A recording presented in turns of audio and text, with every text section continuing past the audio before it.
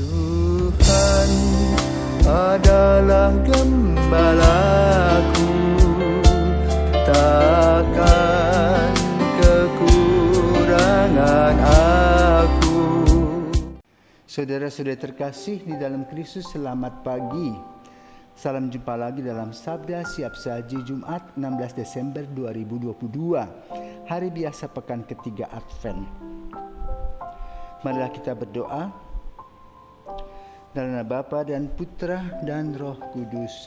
Amin. Allah Bapa Maha Kasih, Engkau telah mengutus Yesus Kristus, saksi kebenaran-Mu. Ajarilah kami untuk tekun mendengarkan sabdanya dan setia mengikuti jalan yang ditunjukkannya.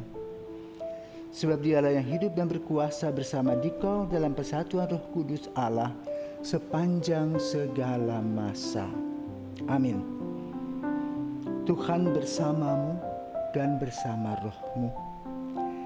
Inilah Injil Yesus Kristus menurut Yohanes. Dimuliakanlah Tuhan. Yohanes bab 5 ayat 33 sampai dengan 36. Yesus berkata kepada orang-orang Yahudi, "Kalian telah mengutus orang kepada Yohanes Pembaptis, dan ia telah memberi kesaksian tentang kebenaran. Tetapi aku tidak memerlukan kesaksian dari manusia. Namun hal ini kukatakan agar kalian diselamatkan. Yohanes itu adalah pelita yang bernyala dan bercahaya. Tetapi kalian hanya sebentar saja mau menikmati cahayanya. Aku mempunyai suatu kesaksian yang lebih penting daripada kesaksian Yohanes, yaitu segala pekerjaan yang diserahkan Bapa kepadaku supaya kulaksanakan. Pekerjaan itulah yang memberi kesaksian tentang diriku bahwa aku diutus oleh Bapa." Demikianlah sabda Tuhan. Terpujilah Kristus. Saudara terkasih, ada sebuah peribahasa, tak kenal maka tak sayang. Dalam perikopa Injil pada hari ini, Yesus ingin menerangkan tentang siapakah Yohanes Pembaptis. Yang dikenalnya, maka disayangnya. Yesus menganalisa situasi dan kondisi pada masa Yohanes Pembaptis mewartakan kabar gembira. Ada dua kelompok orang. Yang pertama adalah orang yang mendengarkan apa yang disampaikan oleh Yohanes dan membuka dirinya. Hati dan pikirannya dibuka, kemudian dia bergabung melalui pertobatan menjadi murid Yohanes. Untuk apa? Melakukan hal-hal yang baik secara moral maupun mental, yaitu nilai-nilai kebijaksanaan dalam hidupnya, belajar jujur kembali, polos, tulus, rela membantu, saling bekerja sama, dan saling memaafkan bila ada kekurangan. Maka kelompok ini adalah kelompok yang guyup, kelompok yang penuh dengan kreativitas dan dedikasi. Sehingga mereka bertumbuh dan berkembang karena apa?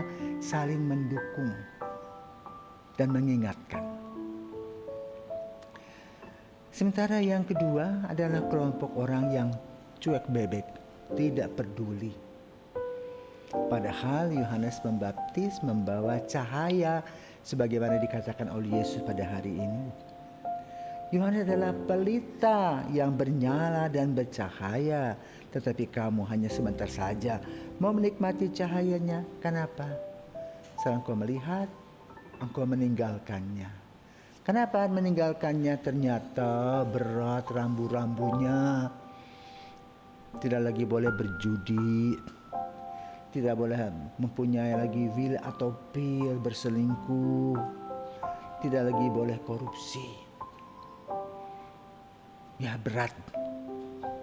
Maka lebih baik ikut saja apa yang sudah dilakukan.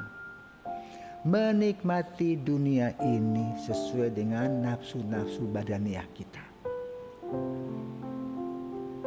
Sehingga warta gembira yang disampaikan Yohanes tidak menempel dalam hati dan pikiran kita. Kita menolaknya seperti air dengan minyak. Secara duniawi kita senang-senang saja. Karena apa? Lari dari tata aturan moralitas dan juga imani. Menikmati dunia semau gue. Dan pekerjaannya mencela, mencibir Yohanes. Pertanyaannya sekarang, siapakah yang boleh katakan berbahagia? Apakah kelompok orang yang mengikuti Yohanes Pembaptis? Walaupun harus masuk dengan rambu-rambu, supaya kehidupan ini ada balancing, ada keseimbangan.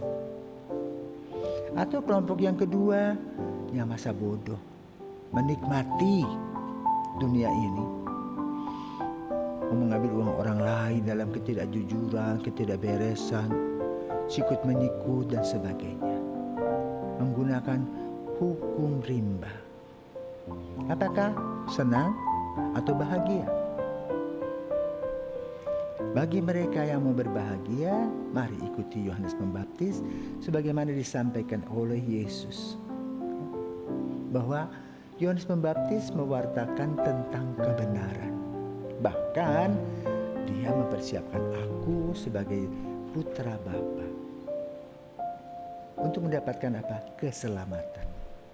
Selamat mempersiapkan Natal dalam masa Advent ini. Tuhan memberkati.